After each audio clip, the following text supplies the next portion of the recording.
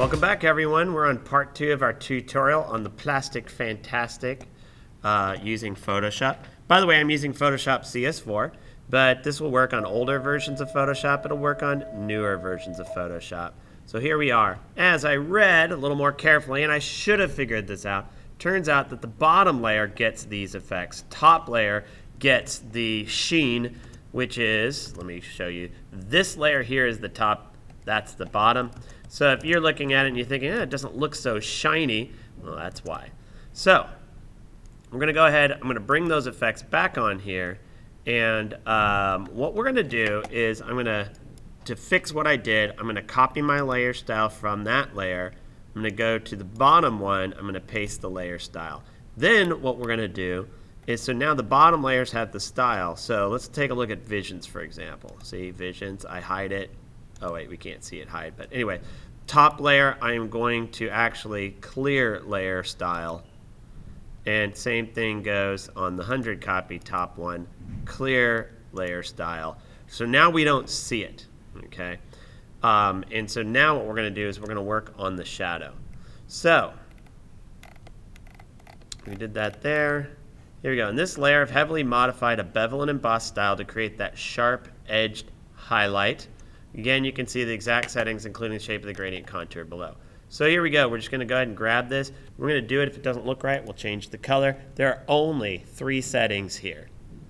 So this should go pretty quickly. I'm going to, oops. Remember, you can't right click. You got to go to Edit, Paste, or Control V on the shortcut. There's our layer style.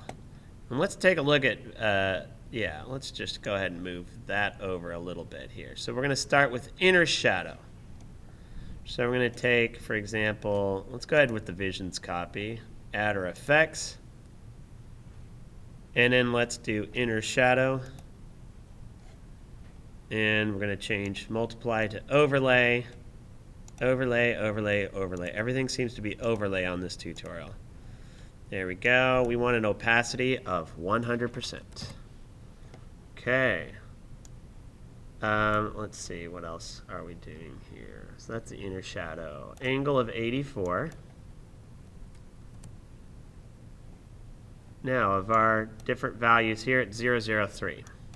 So 0, 3 in the bottom. Gloss contour. We want this little thing, which is kind of like a beveled edge. There it is. Okay. Noise, do we have any noise we're going to add? Nope, noise of 0, no anti-aliasing going on. Click OK. And then we got to move that layer up again. Oh, this is the layer we're referring to.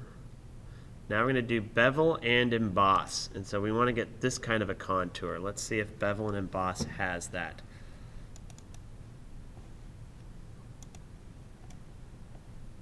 But before we do, yes, we're going to do contour first. Actually, contour is all we have to do. Looks like this is our contour we're looking for. Range 50%. That's good.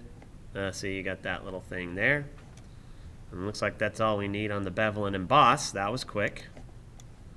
And then, aha! Now we're going to go to the bevel and emboss contour. And this is where it's the bevel and emboss that looks like it's highlighted here. And this is the trickiest part of the whole thing. So we go to bevel and emboss, and then what we need to do is the contour editor. In fact, my visions is getting in the way, and so I'm actually going to hide that temporarily, both of these that say visions. Okay, you want to see where that's located. Notice X and Y right here, the center of the grid, we're just up like 3/4 of one grid line up and over 1 1/4, and then bottom is like 3 over. So let's go ahead and do that now. Even though I can't see it, I can still set the bevel and emboss. So it says preset custom. You just click on here. There you go. 2 over. Because I have to click and drag it down. About here. Click and drag over about here. And on the mapping, corner, no.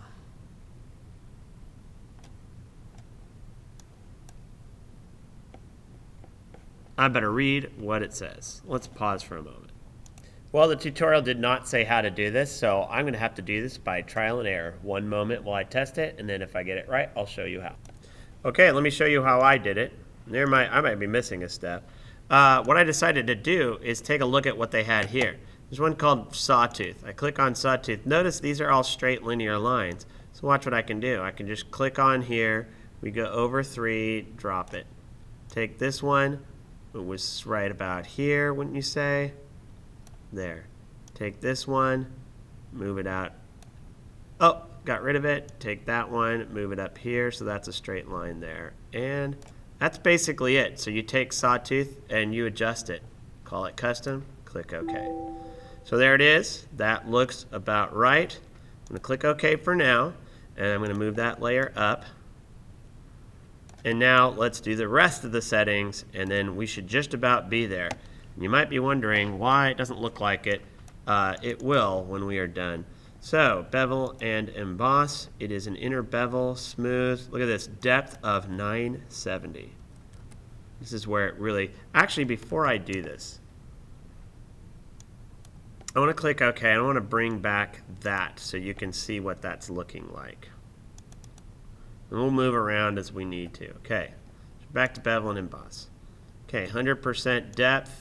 I'm going to change that to 970. Now you can see what happens when we do a really deep depth. It's going to be up. Size. We went from 5 pixels. We're going to make it 98. Yeah. Soften 0. Angle. We're going to have to change the angle, but that little thing is in the way, so let's move it out of the way. My move tool, visions, we're going to move them up here. A little bit easier to see. Go back here, double click on bevel and emboss. All right, so we're at angle. We need to change that to 120. Global light. Altitude of 30. Highlight mode. Here we go. I'm going to do highlight of screen. I'm going to pick this color here. Click OK. 100%. Now comes the fun part. We go down to shadow mode. Multiply 0. There you have it. Okay. Looks like everything else is set. Click OK. Hide the layer. And that's what it looks like there. Unhide that. Now we still have a problem. Yes, it's a little shinier, but what's wrong with this picture? It's hard to see, right? So we have another issue going on. Before we do, let's go ahead and copy the layer style, and let's apply it to the top layer where it says 100. So we're going to paste that layer style. It's starting to look a little bit better, bigger, better, whatever. Okay, so let's figure out why it's not quite working. We're missing a step. What are we missing here? Notice you can't see much of it. A lot of it's invisible.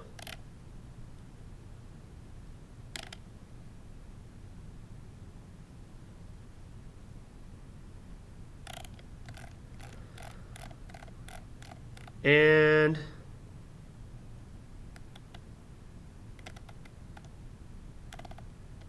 we are missing one other step here. What are we missing?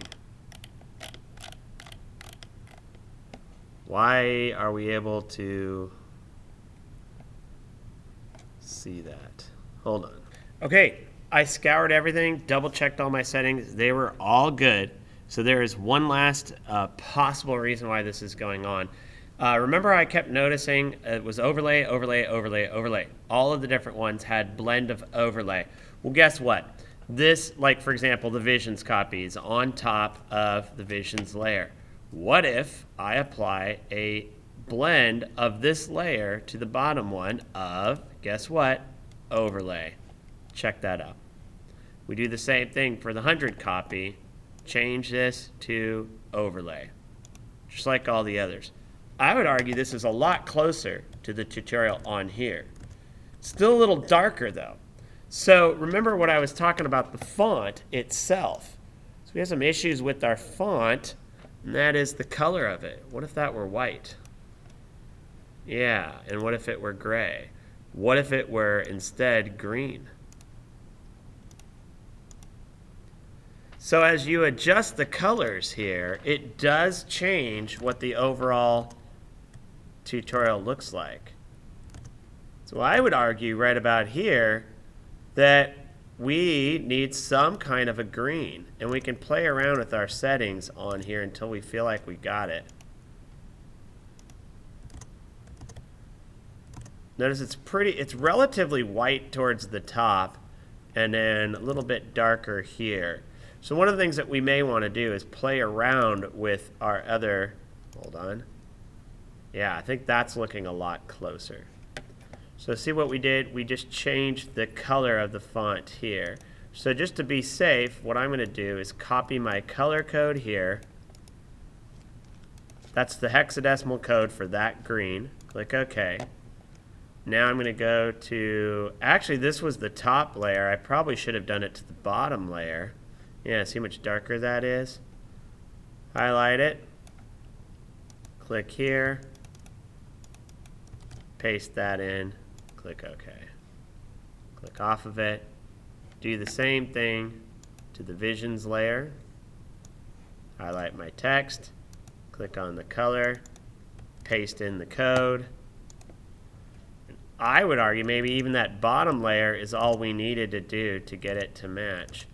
Go ahead and change the top layer as well. So we click on here. Actually, that was the top layer. Oh, see, they're linked. Let's unlink them. Better yet, let's lock that layer. Now I click on here, highlight. I'm not selecting that layer. Really interesting. So I'm going to take the links off.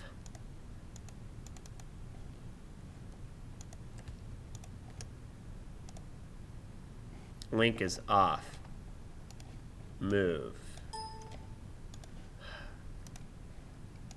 Move. Okay. That looked pretty good. I think this is the one I want to change.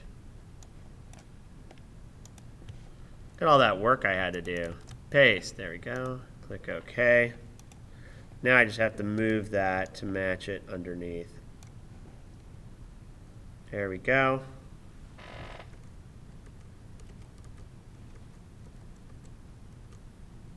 I think we got it.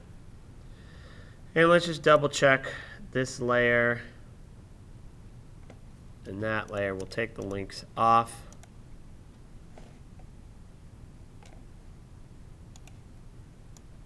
Just double check all of them. Could not use the time layers lock, blah, blah, blah, blah. Oh, that was the visions. We're looking at 100, sorry. That's this one. It's got the color. Check on this one. Let's do the same thing. We've unlinked them, so I'm going to take the move tool and move it away. Ah, so that is still the same color now. So you can see if I highlight it. That seemed to work. And then let's try the other layer. Yeah. Okay, so we can undo. Hold on. Click on another layer. Just click a tool. Control Z. Sorry, Control Alt Z. We're back here. There's the original. That's what we have. Pretty close. Like I said, adjust the colors as needed to get what you want. You can change the font too on all these layers. Just make sure that you have them both selected when you do it. So on the 100, let's see if I can change the font here and have them both change at once. So if you don't like that font, you can try another. Impact was another one. Or yeah, see, it doesn't do both at the same time. So you will have to go into each one and change each of them. Let's say you want to try it with the impact font. You'll have to try it with both. Sorry. See, that's what happens with the type tool. It creates a new layer. I don't want that new layer. I just want to take this version of 100, hover, highlight, impact. So that's what it looks like using the impact font. So you can play around with different fonts. I think this is good. I think we're good to go. Thanks a lot for watching.